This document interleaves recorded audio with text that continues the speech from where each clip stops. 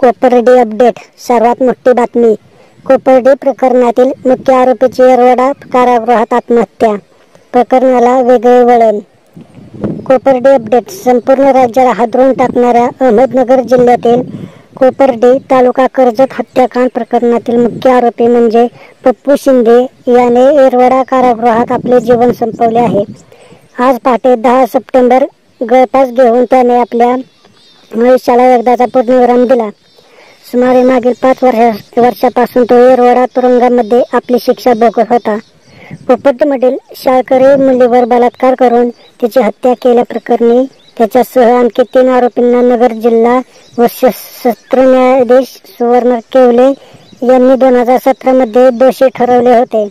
दरम्यान एवढ्या मोठ्या हत्याकांडामधील सर्वात मुख्य आरोपी कारागृहातच गळफास घेऊन आत्महत्या करतो तेव्हा जेल प्रशासन काय करत होते असा प्रश्न आता उपस्थित होत आहे.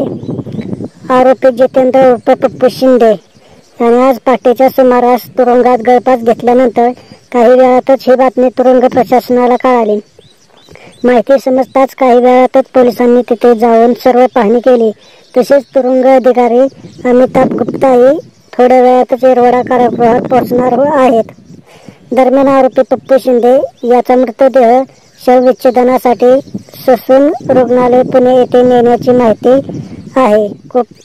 आरोपीच्या शिक्षेसाठी कोपर्डीत वेळोवेळी आंदोलने. निर्भयावरील अत्याचार आणि खून प्रकरणातील आरोपींना दिलेल्या फाशीच्या शिक्षेची तातडीने अंमलबजावणी हवी यासाठी कोपर्डीमध्ये वेळोवेळी आंदोलने झाली. तसेच आता जालना जिल्ह्यामध्ये मनोज जरांगे पाटील यांचे मराठा आरक्षणाच्या मागणीसाठी आंदोलन सुरू असताना कोपर्डीतूनही त्यांना खूप मोठा पाठिंबा देण्यासाठी आंदोलन सुरू करण्यात आले आहेत. आंदोलनामध्ये या आरोपींनी तातडीने फाशी घ्यावी ही मागणी करण्यात आली होती. मात्र काल सायंकाळी प्रशासनाच्या आश्वासनानंतर हे चक्री उपोषण मागे घेण्यात आलेले आहे. त्यानंतर आज पहाटेच्या सुमारास येरवडा कारागृहामध्ये शिक्षा भोगत असलेल्या मुख्य आरोपीने कारागृहातच गळफास लावून घेत आत्महत्या केल्याचे समोर आलेले आहे. मात्र या विषयावरून आता जेल प्रशासनाला धारेवर धरले जात असून यावरूनही कोपर्डी आंदोलने होण्याची दाट शक्यता आहे. कोपर्डी निर्भया हत्याकांड.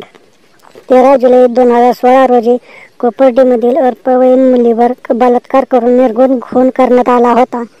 त्यातील मुख्य आरोपी जितेंद्र उर्फ पप्पू शिंदे हा आहे. शिंदे याला घटनेनंतरच पोलिसांनी श्रीगोंद्यातून अटक केली होती. त्यानंतर इतर 2 आरोपीही अटक झाले होते. या सर्वांविरुद्ध जिल्हा न्यायालयात आरोपपत्र पाठवण्यात आले होते. या प्रकरणामधील 3ही आरोपींना 29 नोव्हेंबर 2017 या रोजी अहमदनगरच्या विशेष न्यायालयाने दोषी ठरवत फाशीची शिक्षा ठोठावली असून याशिवाय 3ही आरोपींना प्रत्येकी 20,000 रुपयाचा दंड ठोठावला होता. यानंतर आरोपी संतोष बवाल याने या शिक्षेला मुंबई येथील उच्च न्यायालयाच्या औरंगाबाद विद्यापीठामध्ये आव्हान दिले. तर जिल्हा न्यायालयाने दिलेल्या फाशीच्या शिक्षेवर शिक्षा मोडतब करण्यासाठी सरकारच्या वतीनेही उच्च न्यायालयामध्ये प्रकरण नेण्यात आले. आरोपी बवाळ याने मुंबई उच्च न्यायालयामध्ये स्वतंत्र याचिका दाखल करून हे संपूर्ण प्रकरण औरंगाबादहून मुंबई येथे वर्ग करण्यासाठी विनंती करण्यात आली होती. त्याचनुसार ते प्रकरण मुंबईला वर्ग झाले होते. सध्या खटल्याची सुनावणी प्रलंबित असून या काळामध्ये 3ही आरोपींनी येरवडा कारागृहामध्ये ठेवण्यात आले होते. चला तर मित्रांनो, तुम्हाला ही बातमी कशी वाटली कमेंट करून नक्की सांगा आणि आपल्या चॅनलला सबस्क्राईब करायला विसरू नका. धन्यवाद.